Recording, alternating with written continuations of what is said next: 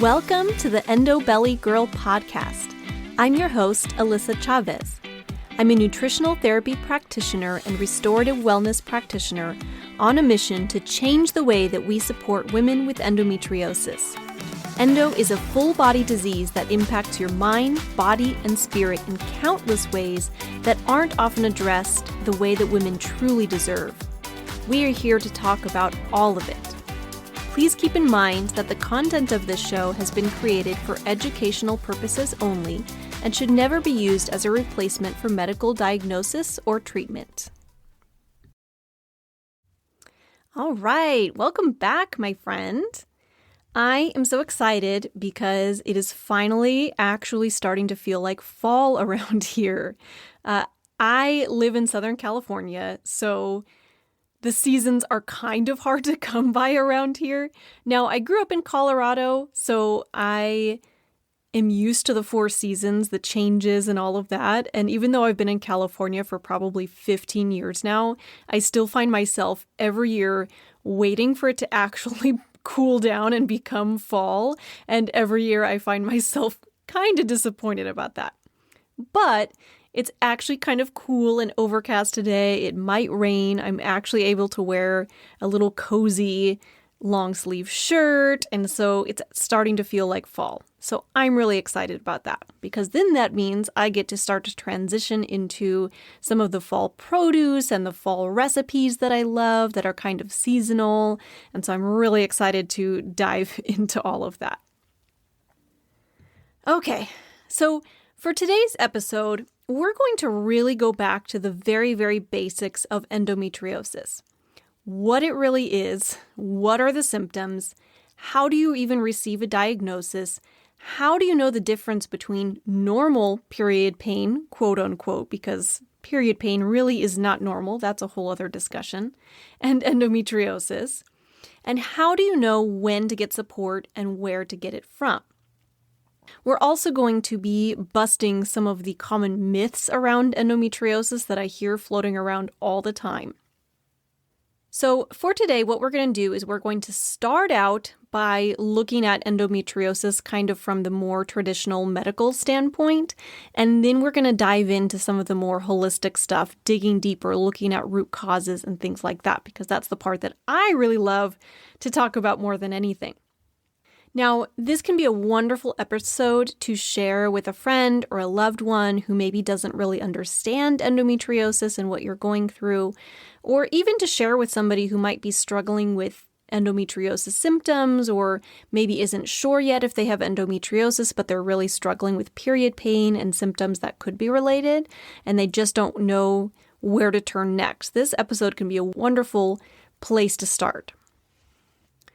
I started out by doing a quick Google search, which you all have probably done 100 times already, but I wanted to just tie that into today's episode as we talk about some of the deeper layer stuff, just so that we all kind of know the starting point where we're all coming from. So this is from my Google search. One of the first results that came up was an article written by the Mayo Clinic, which I will link to in the show notes.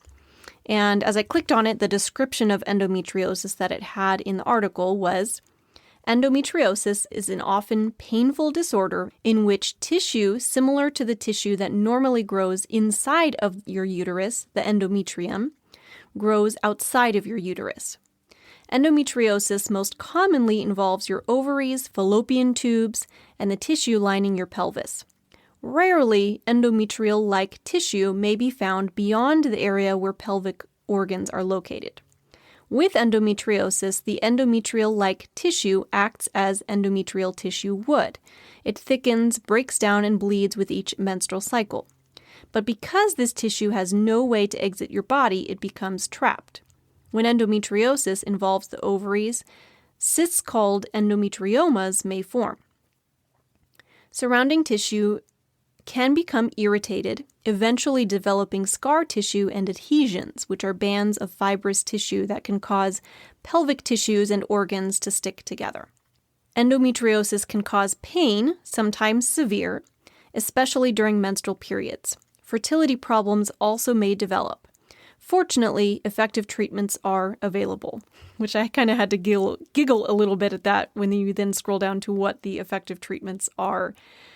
But that's something we're going to touch base on in a moment. So that was all the description right from the Mayo Clinic, word for word. Those are not my words. Those are the words right from that website that I'll link to in the show notes. But I just wanted to share that with you all so you can all kind of understand from a medical standpoint what endometriosis is, what kind of the conventional understanding of endometriosis is, so that as we dive deeper, you can have that baseline to come from. Common symptoms of endometriosis can range from period pain, pain during or after intercourse, pain with urination, pain with bowel movements, heavy or irregular periods, bowel symptoms like diarrhea or constipation, fatigue, infertility, and plenty more, of course. Now, in the medical world, endometriosis is typically treated in a few different ways. The first one, which I think many of us have either experienced or been offered at some point in time, is medications. So that can be things like birth control, other hormone-blocking medications. It's important to know here that medications like this, we're told that they help to rebalance your hormones. That's kind of the common conversation around birth control in particular. Oh, it balances out your hormones and it regulates your cycles. The truth to that is that it actually stops your natural hormone production.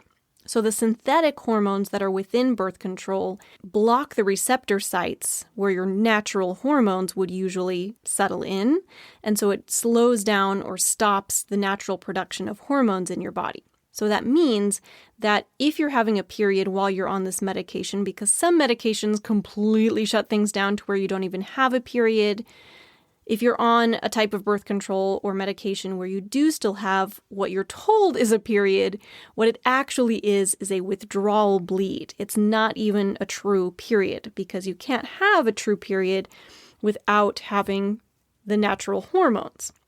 So that's something that I think is important to know. Of course, that's not me saying don't go on these medications because that is a choice to be made between you and a licensed and credentialed physician. But I do think that it's important to know these things so that you can go into these decisions well informed, right? Informed consent. I'm all about that. I have a lot to say about that. And I know just coming back to my own story, I've told a little bit of my story here and there. Maybe one day in an episode, I'll really dive in and kind of go beginning to end. But I was put on birth control when I was about 20 years old. I was struggling with period pain even back then and some other symptoms. And when I went to my doctor, the solution they gave me was go on birth control, which I'd heard that time and time again. I knew other people, friends and family members who had gone on birth control for similar reasons. And it just seemed like what you do around that age. So I didn't really think much about it. I just agreed to it. I went on birth control and my symptoms did improve, as often happens when you go on these type of medications. But then what ended up happening in the long run is that when I got to be, I believe, about 27, 28 years old, my husband and I got married and decided we wanted to start a family. So I went off of the birth control in preparation for that. And all of a sudden, all of my symptoms came back with a vengeance and then some. They were new symptoms that I had never experienced before. I was in such an intense amount of pain. It was just not something that I could really live with. And so that's when I ended up going back to seek more help, more support, see if there's anything else I could do. I still had doctors at that point in time offering me birth control, even though the story I was telling them was that I had A, just gotten off birth control, and B, was actually actively trying to have a family. So birth control usually isn't super helpful with that. Anyway, that's my story with that. And I know I've heard from so many people who have had very similar stories. Because what happens a lot of times with those medications is that it dampens down symptoms while you're on it, which can be a good thing and, may be necessary for some people. But then as soon as you go off, what happens is your body is in a place where now it has to start to restart that natural hormone production. Things may still be out of balance if you haven't addressed the underlying root causes. And then at the same time, the other piece that a lot of people don't tell you about these medications is that they also cause a lot of nutrient deficiencies. There's a lot of nutrient deficiencies that are associated with medications. And if you're suddenly going off these medications and you're not supporting your nutrient status, it can end up with you feeling just worse than ever before. And that's what a lot of people unfortunately run into. So anyway, I wanted to just share what the common treatments are in the Western medical world, but also give you all of the information kind of from both sides so that you can have a full understanding as you go into these choices for yourself. The other option that a lot of people are given within the medical world is various types of surgery. Now, I had surgery myself a little over a year ago. My surgery was a laparoscopic excision surgery, which is considered to be the gold standard for endometriosis. So it was something that I really debated on and actually even had a couple of doctors advise me against that surgery before I found a doctor who was on the same page with me and wanted to move forward, because there is some debate on its effect on fertility and things like that. But I also had to live with myself on a day-to-day basis, and even though I was doing a lot of this root cause type support, I was working a lot on my nutrition and my gut health and all the things that I work on within my practice, I also had a large endometrioma on my right ovary. That was kind of the particular problem spot for me, and when they did surgery, pulled it out, it ended up being about an 8-centimeter endometrioma. And sure, there's some studies on shrinking endometriomas and things like that, but sometimes it can also be helpful just to go in and physically remove it. And they removed a lot of other disease in my body anyway. So for me, I kind of felt like it's a fresh start. We removed the disease from my body. We removed the endometrial lesions. So now as I continue to dig in and work on my own health, the goal is to slow down or even stop the progression of that so I don't have to go in and have many, many repeat surgeries, as is something I hear from many other people. There are a couple other surgeries that are offered in the medical world. One of those is ablation surgery, which is very different from excision surgery. Ablation surgery is when they go in and rather than kind of dig out the endometrial lesions from their root, they kind of just burn it off. Now, I am not a surgical expert. So if you're looking at a full in-depth description of the differences between these surgeries, I highly recommend going and talking to a surgeon who can talk you through that. This is more just to educate you and give you a general understanding of what these surgeries are. And then the third option that a lot of people are given surgically for endometriosis is a hysterectomy. Now, this is another one that I have a lot to say about. A lot of people are offered a hysterectomy and basically being told, okay, if we remove your uterus and sometimes the ovaries, so there's two types of hysterectomies. There's a full hysterectomy that removes everything, the uterus and the ovaries. And there's also a partial hysterectomy, which removes the uterus but leaves the ovaries behind, which can be a better bet, especially for younger women, because the hormones are produced in your ovaries, and immediately shutting off hormone production by removing your ovaries can have a lot of side effects. So some doctors will recommend that they leave the ovaries behind if possible. The thing that is important to know, again, informed consent when it comes to a hysterectomy, is that the actual disease of endometriosis lies outside of your uterus. So if you're trying to resolve the problem by removing your uterus, again, it doesn't really address the problem. Sure, you're not going to have periods anymore because you no longer have a uterus, but I can't tell you how many women I've talked to who had a hysterectomy thinking that it was going to solve everything and then ended up coming back to me saying, hey, I had this surgery done, I removed an organ from my body, and now I'm still in pain, and now I have these new symptoms cropping up. So, again, not saying do it or don't do it, that's something that you'll want to discuss with a surgeon, but informed consent, I know I'm going to say that over and over again, you have to consider all of the sides of it. I know sometimes when you're just in a lot of pain, you're desperate to the point where you start to think, I just want to stop having periods. I don't want to have a uterus anymore. I don't want to deal with this. But there are side effects and long-term, permanent consequences to that as well, especially if you're within childbearing years and you still want to have a family. Obviously, having a hysterectomy will absolutely render you infertile and unable to have children because you no longer have a womb. So that's something to consider too if you're still in that phase of life where you'd like to have a family in the future. So those are really the main ways that endometriosis is treated within the medical world, just so that if you're going to meet with a doctor, you have an idea of what they might recommend for you. You can start to make choices from a position of strength, of knowing what this means for your body and how it might impact your future. All right, I'd also like to talk about some of the common myths about endometriosis. I hear these things floating around the internet all the time, or even in comments that I hear people make just in day-to-day conversation, especially with people who really don't know anything about endometriosis, have never experienced it, maybe don't have anybody in their immediate world who has it. And one of those common myths is that endometriosis is just a painful period, especially with the word just in there. Because when you have experienced endometriosis and all its glory, like I have, and I know so many of you out there have, you know that just a painful period doesn't begin to describe what endometriosis is.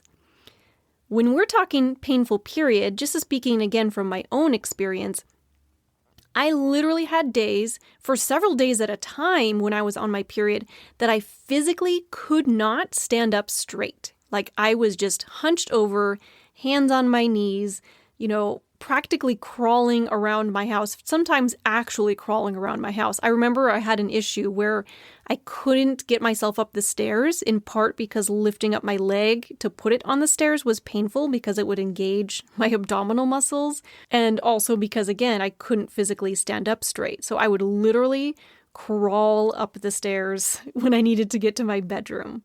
Thankfully, that's no longer the case. I've done a lot of work on addressing the root cause in my body, and also did have an excision surgery last year, which really was helpful as well. But I do remember the very dramatic effects of being on my period, not to mention all of the other things that came along with it. The intense pain that came with bowel movements, the frequency of bowel movements. I was spending way too much time in the bathroom when I was on my period. And then all the stuff in between. A lot of people experience pain with ovulation, or may just experience pain all throughout their cycle and never really have a break from that. A lot of people also experience fatigue that can be really crippling. This is something that I experienced myself and didn't really have a name to put to it for a long time. I just thought I was tired, which I guess I was. But again, I was in my 20s. You should not be exhausted after being at work for 3 hours when you're in your 20s. That's something that's just not normal. And again, something that's not really talked about. So for me personally, I didn't even realize that I had fatigue until all of a sudden through the work that I was doing, that fatigue started to lift. And I realized, oh my gosh, I was really struggling with fatigue. So it's a lot more than a painful period.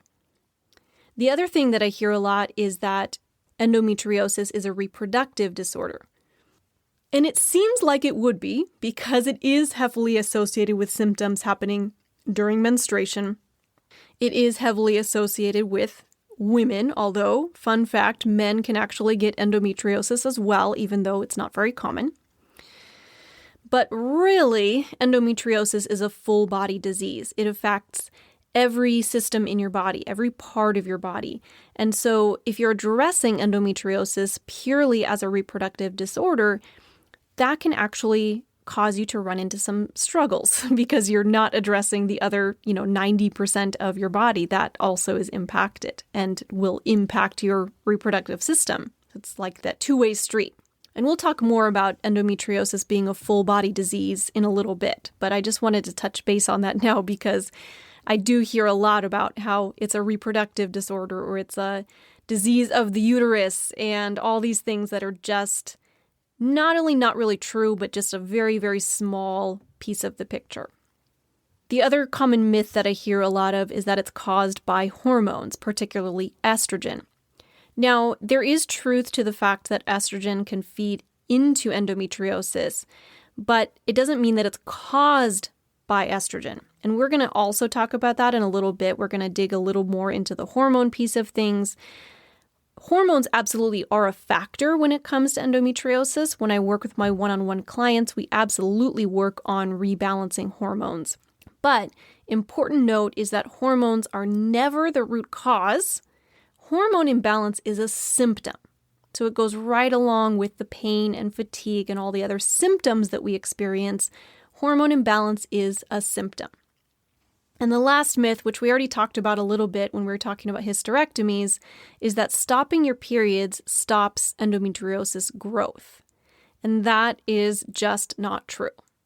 Whether you're not having a period because you're on medication or you're not having a period because you physically had your uterus removed from your body in a hysterectomy, that is not necessarily going to stop the growth of endometriosis. Again, I hear stories day after day, time and again, about women who have these things done, either procedures done or have been on medications, and all of a sudden find out that, lo and behold, the endometriosis continued to progress anyway, because they're not addressing the underlying root cause. That's why I'm all about that. You have to actually figure out what's going on in your body, why things are out of balance, so that you can find a pathway towards slowing down or stopping the progression of endometriosis.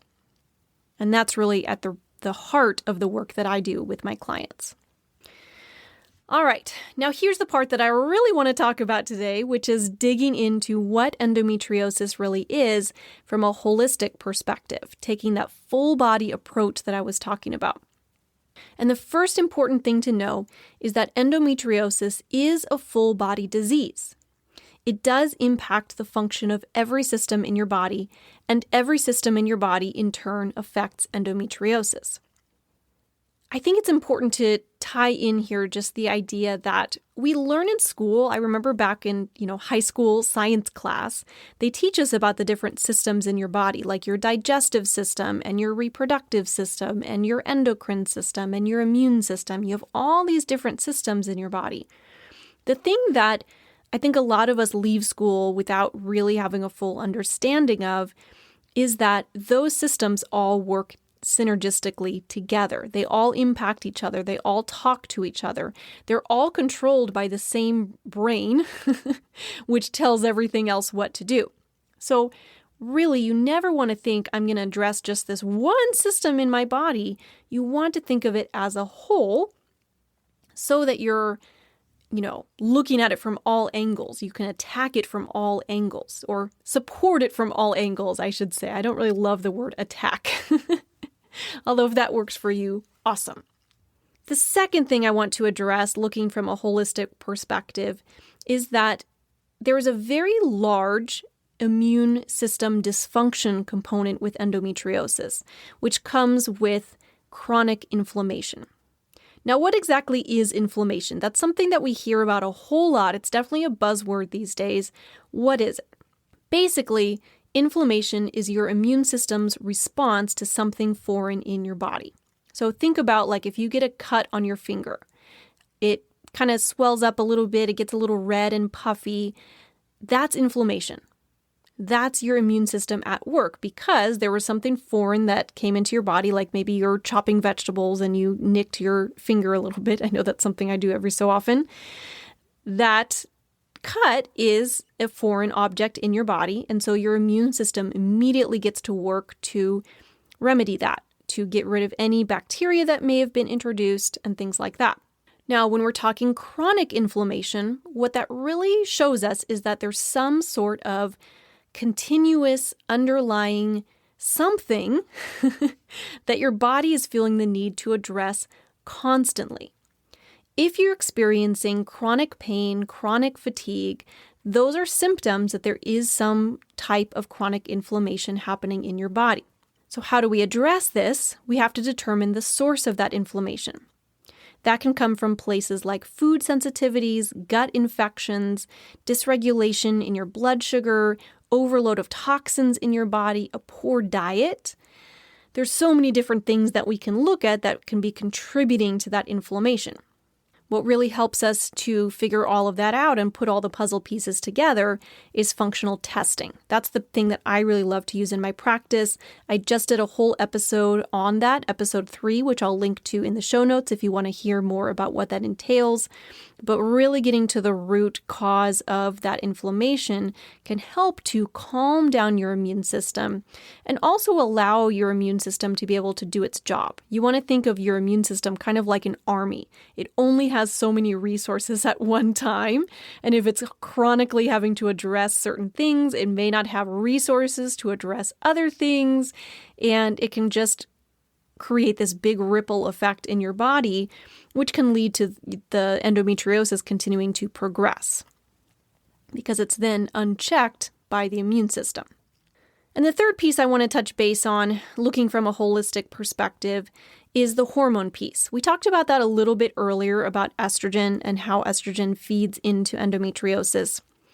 Again, hormone imbalance of any kind is never a root cause. It's a symptom, but it doesn't mean that it's not a factor that we can address and work on. Estrogen dominance is definitely something that's really common with endometriosis. However, I'm not sure that that term is well understood on a large scale. I think a lot of people just assume that estrogen dominance refers to just having too much estrogen in your body, which can happen, but what often happens is that we are experiencing the effects of excess estrogen or estrogen dominance because estrogen is high in relation to progesterone. It can also mean that your body isn't metabolizing estrogen well. It's not able to clear it from your body because your body continues to produce hormones and then needs to be able to eliminate the hormones when it's done with it. So that's where estrogen metabolism and elimination is super important. So estrogen is really not the bad guy. In fact, we really need estrogen. Estrogen is necessary for so many things. It actually has a lot of benefits in your body as well. It's just a matter of bringing everything back into balance. How do we do that?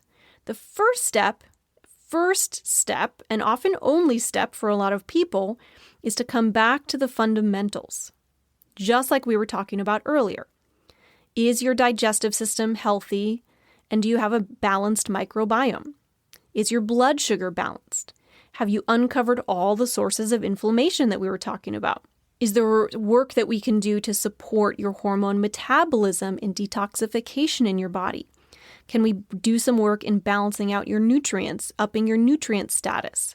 Can we work on your hydration, your stress management, your sleep? These are all factors that are going to impact your hormones. And if we can address all of these things or really figure out the pieces that need to be addressed in your unique body, then all of a sudden, your body feels safe to produce these hormones and to be able to communicate well and bring things back into balance. And all of a sudden, your hormones start to regulate themselves. Sometimes deeper layers of support are needed along the way.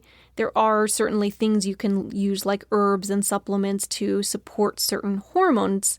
But again, that's not the first step. That's more like a deeper layer once you've already done some of that work on the fundamental stuff for hormones. So this is all the type of work that I do in my practice with my one-on-one clients.